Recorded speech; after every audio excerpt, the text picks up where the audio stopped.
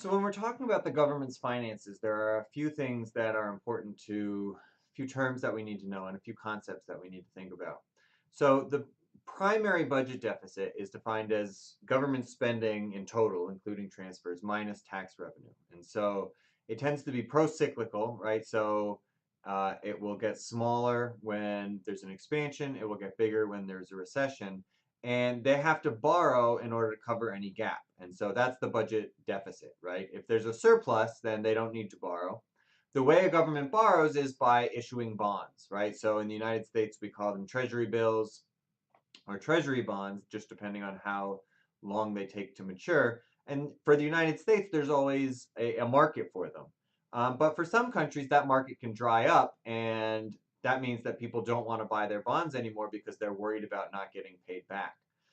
And so the sum of all those bonds that are outstanding is government debt, right? And so the interesting thing about government debt as opposed to household debt is that government debt can be, continuously rolled over. And so as some bonds mature and get paid off, we can sell new bonds. And that's an important concept because for a household, that can't be, right? We can't just keep borrowing money as we have to pay off other debt. A sovereign debt crisis comes about when those government bonds are considered to be too risky. Like, so that's what happened with Greece, it's happened with Russia, it's happened with Argentina, it's happened with countries all over the world. Uh, and that means basically that the interest rates start going up. That makes it harder and harder for countries to pay that interest. And eventually, there is often a default, which is often termed a restructuring.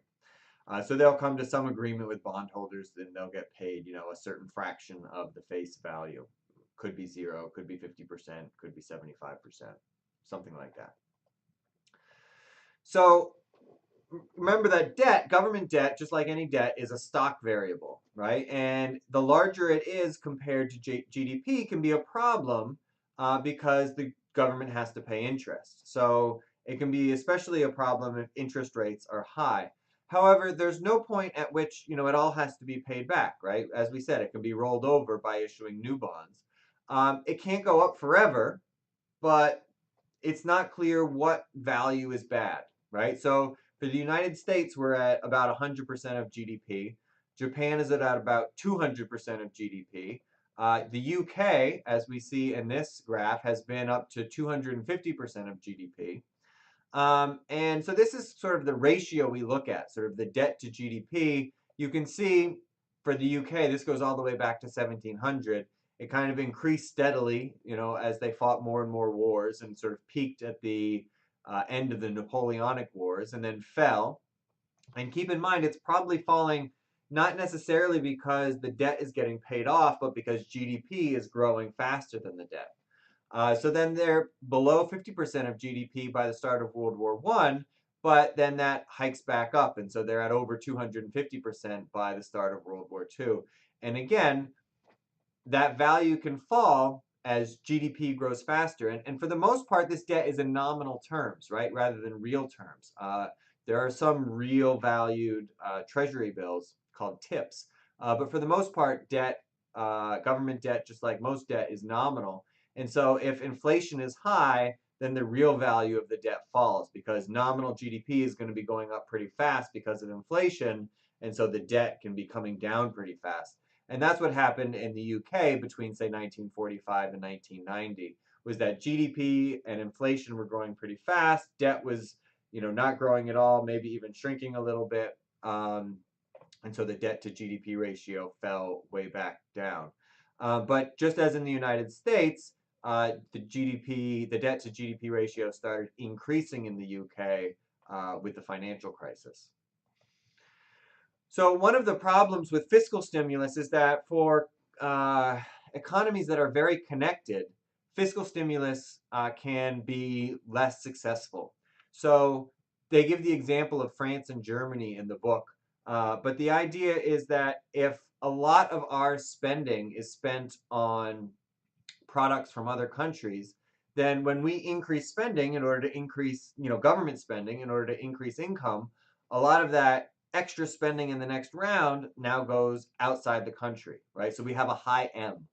And so in that case, it makes sense for countries like the European Union to coordinate fiscal policy and sort of increase government spending all at the same time. But of course, there's an incentive to cheat, right? Because you say, oh, well, if everybody else increases government spending, then maybe I don't have to. And so that can be one reason that fiscal stimulus is less successful in those types of countries. In the United States, our M is pretty low, and so it's not as big a deal.